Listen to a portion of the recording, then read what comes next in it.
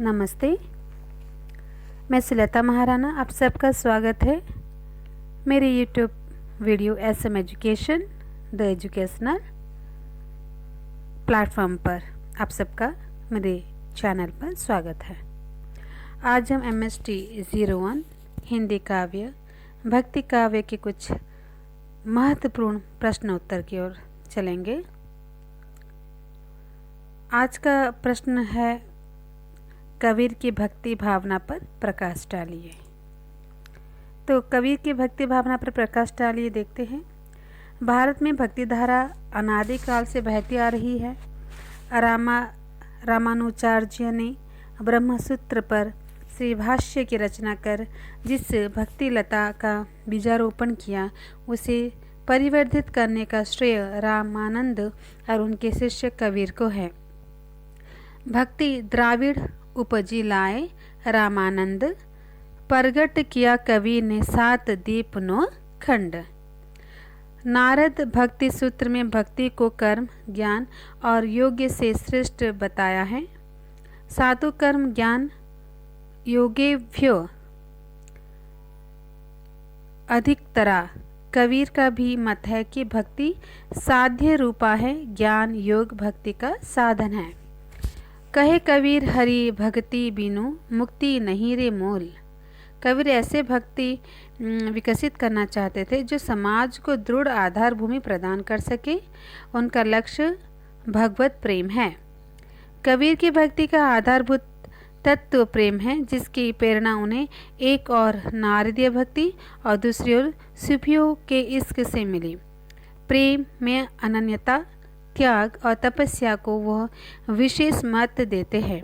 उन्होंने कई स्थानों पर प्रेम प्याले और खुमार की चर्चा की है। नारद और सूफियों ने भक्ति में विरह तत्व को साधना का प्राण माना है। कबीर भी विरह को सुल्तान कहते हैं। बिरह बुरहा मत कहो, बिरहा है सुल्तान। साधक को साधे से मिलाने वाला प्रमुख साधन बिरह ही है। बिरह वाण के लगते ही साधक प्रिय से मिलने के लिए तड़प उठता है।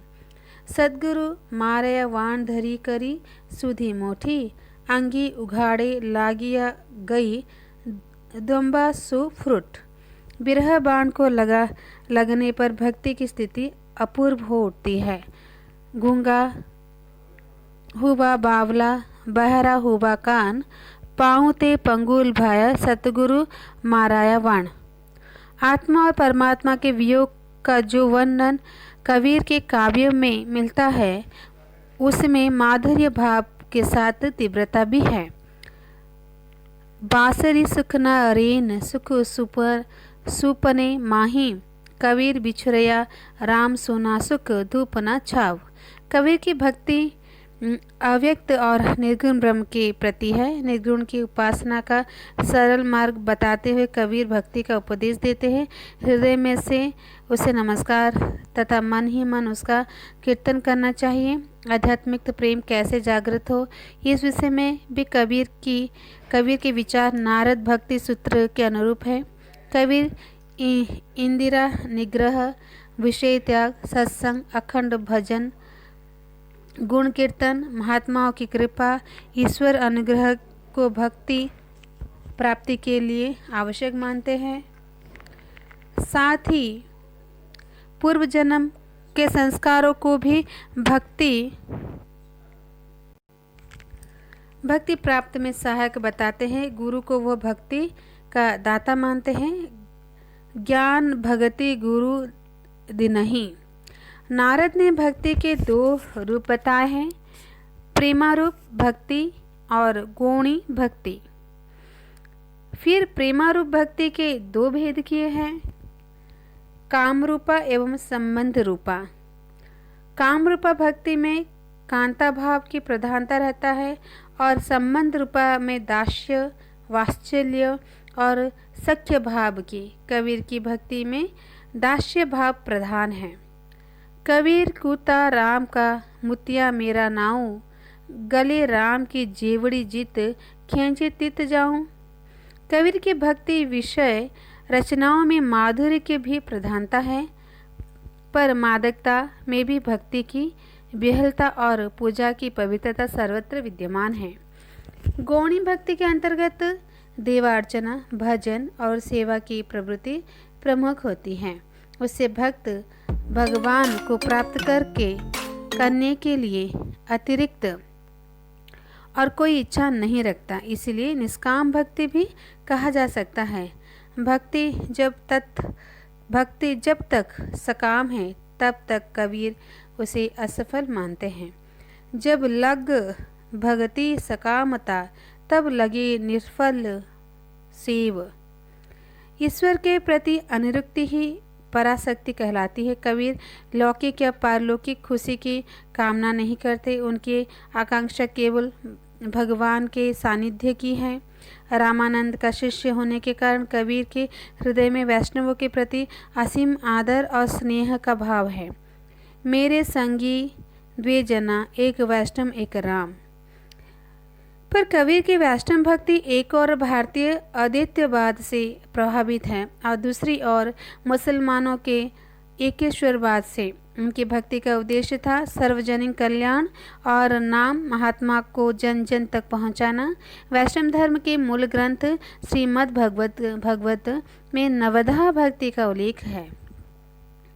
श्रवणम कीर्तनम वैष्णव स्मरणम पादसेवनम अर्चनम वंदनम दास्यम सख्यमात्मा निवेदनम। कबीर की भक्ति नवदा भक्ति से भिन्न है। उनका ध्यात्व निर्गुण ब्रह्म है। नाम स्मरण का महत्व वह मानते हैं। भक्ति भजन हरि नाम है, दूजा दुख अपार, मनसा वाचा कर्मणा कबीर सुमिरन सार। प्रभु के ऐश्वर्य के सम्मुख नतमस्तक होना भी उन्हें मान्य है। कबीर के प्रभु की सामर्थ्य का अनुभव किया था, वह उसके सामने नतमस्तक है। साईं सब होते हैं बंदे से कुछ नहीं, साईं सब होते हैं बंदे से कुछ नहीं, राई ते पर्वत करे पर्वत राई माही। कबीर भक्ति को मुक्ति साधना मानते हैं और भक्ति सनेनी मुक्ति की और भक्त के लिए सदाचार आचरण शुद्धता कुसंग त्याग तथा कनक एवं कामिनी का त्याग आवश्यक बताते हैं। कनक और कामिनी को दुर्गम घाटी बताते हुए वह विषय त्याग पर बल देते हैं। पुत्र कलत्र लक्ष्मी माया इहो तजो जियो जानी रे, कहत कबीर सुनहु रे संतहु मिली है सारंग पानी रे। कबीर ने एक ही साखी में भक्ति के लक्षण बताकर उसको पहचानने का सरल मार्ग बताया है। निर्वैरी निहकामता साईं सेति नेह, विषयासु न्यार रहे संतति का ढंग एह। भारतीय धर्म साधना में कबीर ऐसे अद्भुत साधक है जिन पर पूर्ववर्ती साधनाओं का प्रभाव प्रत्यक्ष और परोक्ष दोनों रूपों में पड़ा है। कहीं वैष्णव की वैष्णवी भक्ति, कहीं हठयोग साधना, कहीं सिद्ध और नाथों का गुहा साधना और कहीं सूफियों की इश्क मजाजी का प्रभाव देखा जाता है।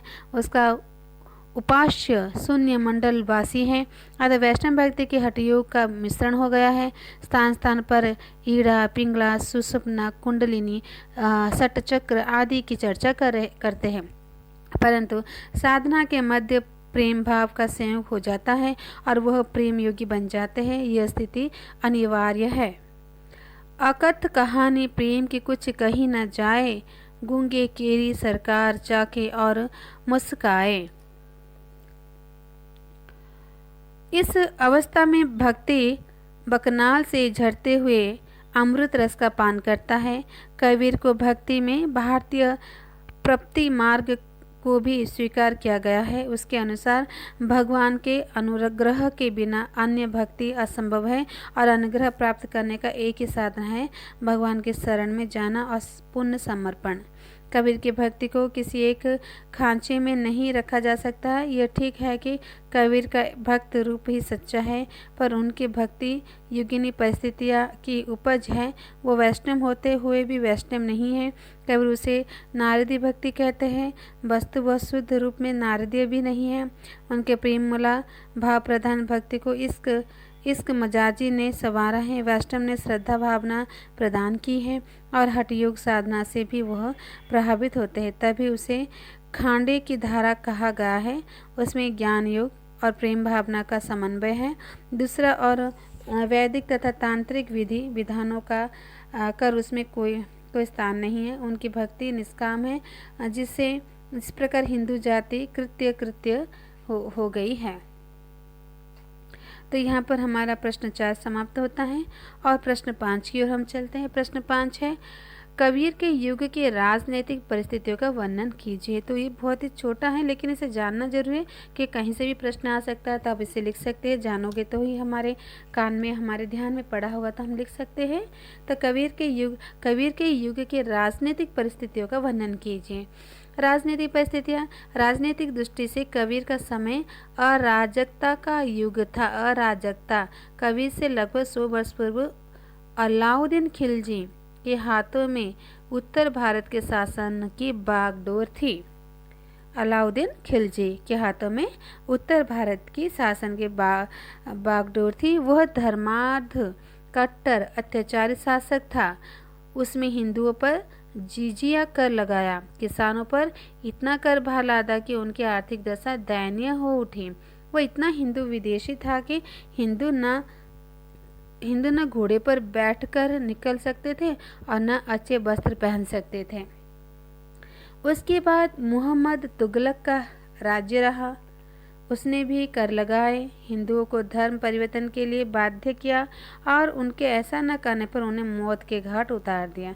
सन 1398 में तैमूर लंग ने भारत पर आक्रमण किया। उसने ऐलान किया कि उसका उद्देश्य काफिरों को दंड देना, देववाद तथा मूर्ति पूजा को समाप्त कर गाजी बनना है। उसने मंदिरों को तोड़ा, भ्रष्ट किया। बड़ी संख्या में हिंदुओं को इस्लाम धर्म स्वीकार करने के लिए वादे किया। इन आक्रमणों और मुस्लिम शासकों के क्रूर आचरण के परिणाम हुआ। ऐसे में दरिद्रता और निराशा का वातावरण, हिंदू मुसलमानों में पारस्परिक विद्वेष की भावना।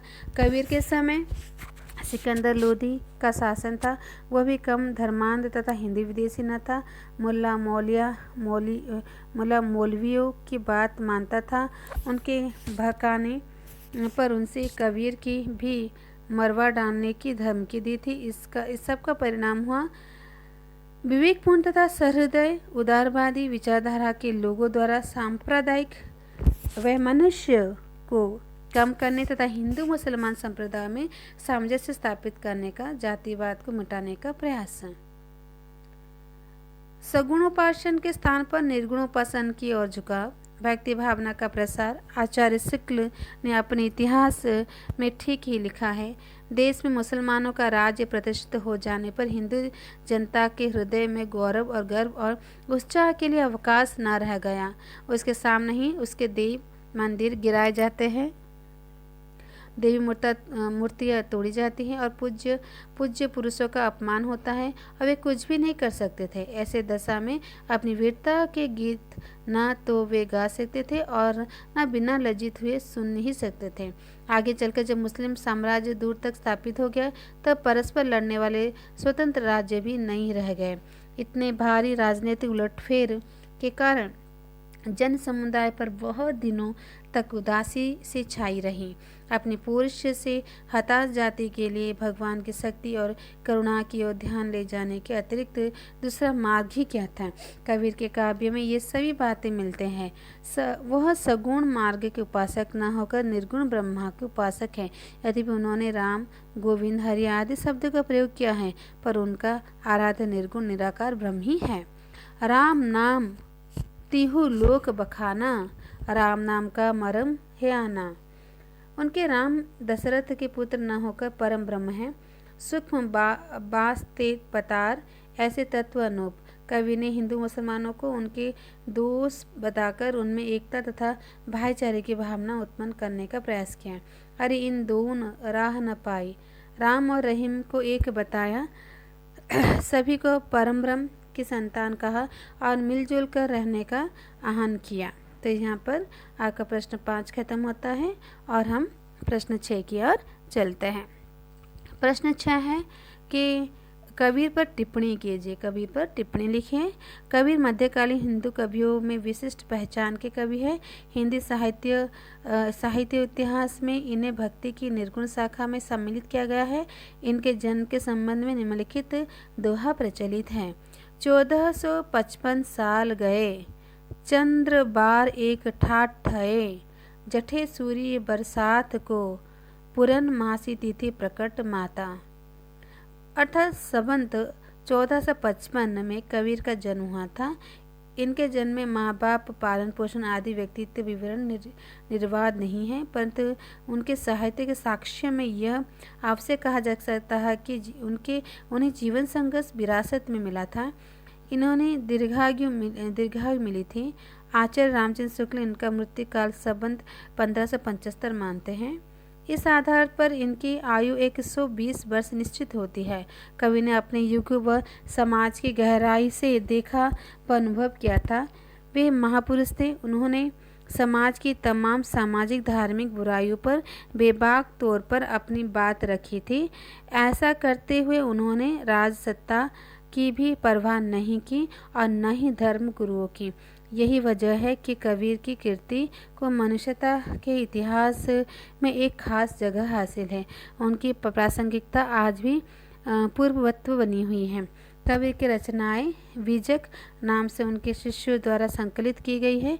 बीजक के 3 भाग हैं, साखी, सबद और रमेनी। कबीर अखीन देखिए कहने के विश्वासी है और जो कहना चाहते हैं उसे बहुत स्पष्ट शब्दों में कहते हैं, बिना लाख लपेट के। इसीलिए उनकी रचनाओं का काव्यशास्त्र कसौटी पर न कसकर उसमें निहित मूलधारा की दृष्टि से कसा जाना चाहिए। ऐसा करते हुए भी कबीर जैसे एक बड़े व्यक्ति और कवि के साथ न्याय किया जा सकता है। आचार्य हरिहर प्रसाद द्विवेदी भी कबीर के संबंध में ऐसे ही टिप्पणी दिए थे। और इस तरह से यहाँ पर हमने 3 प्रश्न के उत्तर यहाँ पर समाप्त किए हैं। तो आप इन तीनों प्रश्न के उत्तर को पढ़िए, समझिए और अपने प्रयोग में लाइए, इसे लिखिए, परीक्षा में अच्छे अंक प्राप्त कीजिए। आप मेरे वीडियो को लाइक कीजिए, आप इसे शेयर कीजिए अपने दोस्तों के साथ, जिससे वो भी परीक्षा में अच्छे मार्क ला सके, उत्तीर्ण हो सके और वीडियो का लाभ ले सके। और चैनल को सब्सक्राइब कीजिए, बेल आइकन को प्रेस कीजिए। बहुत ही अब थोड़ा सा दूर हो रहा है थोड़ा सा करने के लिए वीडियो, लेकिन कोशिश करती हूँ करने के लिए, क्योंकि एग्ज़ाम भी नज़दीक आ रहा है। बस एक ही है कि आप जो न्यू व्यूअर्स है, जो देखते हो वीडियो को, वो इसे लाइक, सब्सक्राइब कीजिए, शेयर कीजिए, जिससे इतनी मेहनत का फल मुझे मिल सके। अब तक मैं 200 की ओर नहीं जा पाई हूँ, तो 200 सब्सक्राइब तो बनता है, तो आप लोगों की मदद से हो पाएगा। प्लीज़ मुझे सब्सक्राइब कीजिए। नमस्ते, धन्यवाद।